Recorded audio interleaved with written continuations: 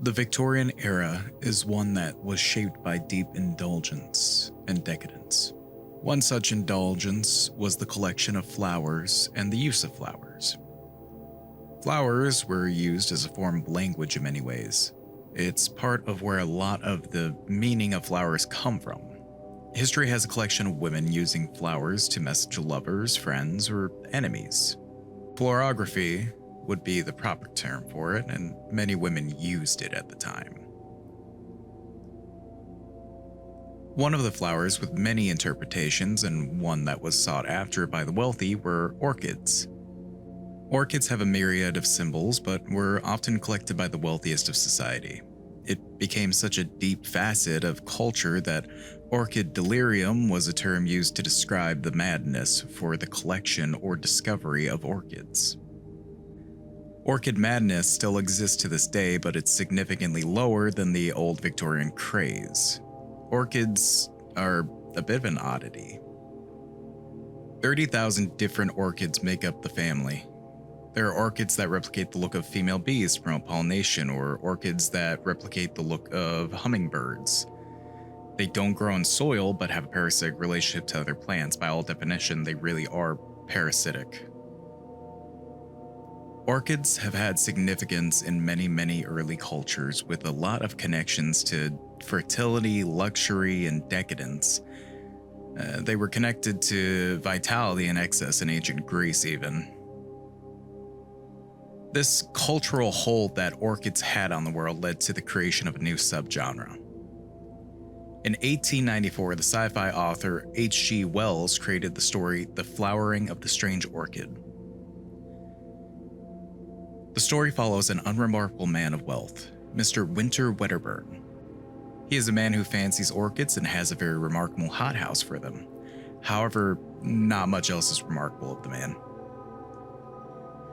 In the story, Wedderburn talks about something remarkable happening on a very particular day to his housekeeper/cousin. A fellow orchid collector was killed 20 years his junior due to his lust for adventure and excitement in his life. Jungle leeches got the man. But it just so happens to line up perfectly as Wedderburn purchases a strange new species of orchid that he takes upon himself to study. Again, to state, Wedderburn's life is very predictable. He very rarely broke his mundane routine. So when he didn't arrive for his usual afternoon tea, his cousin grew worried and hunted him down in his hothouse. In said hothouse, she found him on the ground near the new orchid. Aerial rootlets fastened themselves around Wedderburn and was leeching him of his blood. After rescuing him, she and a doctor that she called inspected the hothouse to find all the flowers shriveled and dying. However, Wedderburn's spirits were up. He finally had something remarkable happen to him. In writing this short story, H.G. Wells gave birth to a subgenre that, with the help of his fellows, grew. Charles Dickens, a premier Gothic author, used botany as a form of set dressing for the world he made to evoke different feelings from the reader. Arthur Conan Doyle, who many know for Sherlock Holmes, used them in a more practical sense as just poisonous things to fear. Charlotte Bronte used the language of flowers in many of her works as a way for the reader to interpret the story. Victorians ate these concepts up as it was a novel way to remind people that we are insignificant in many ways to the world around us, and our own moral concepts can turn on us due to our deep hubris. Botanical horror in many ways is a very good precursor to cosmic horror. One big overlap I can call is The Black Goat of the Woods, created by H.P. Lovecraft. She's often tied to trees that are wrong, forests that are too dense. Even in the game Sucker to Love, Date to Die For, a Lovecraftian horror dating sim, the atmosphere is rich with botanical vibes as the forest has overgrown the town of the protagonist. The works of Algernon Blackwood also give some cosmic botanical vibes from stories like The Great God Pan. Botanical horror, for a while, became a bit of an afterthought as a genre. However, in the 1950s, horror cinema boomed. Horror directors took from classic literature in an effort to give deeper credence to horror as a cinematic genre. Producers liked stories like Dracula and Frankenstein, Lovecraft and Blackwood, not so much. However, in 1951, one John Wyndham created The Day of the Triffids, a botanical sci-fi story about an apocalypse brought on by a meteorite that crashed into Earth and blinded much of the population. It just so happens the Triffids appear about the same time with no proper clear origin. The Triffids are a tall plant with tube-like protrusions with a stinger attached. They have a rounded body with 3 stubby feet for locomotion. Ode to the usual, the movie takes its own liberties, but it still holds the Triffids as a primary threat.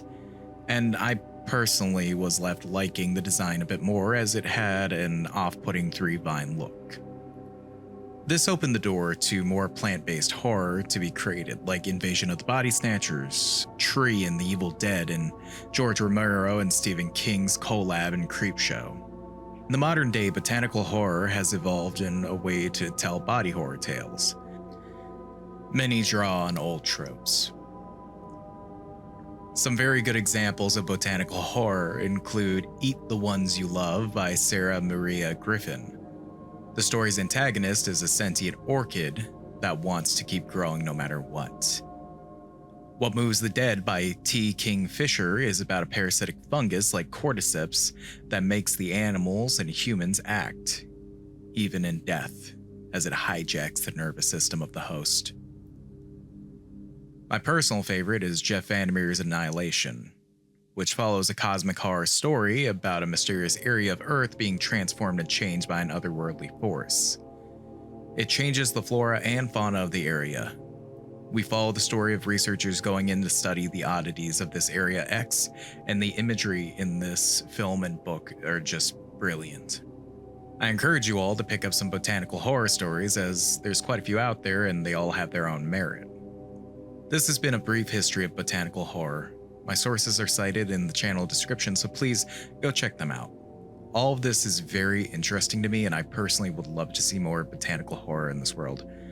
Especially with the changing world we live in. Now feels like the right time to create some truly amazing stories. This has been Beholder Media. It was so good to see ya. Take care.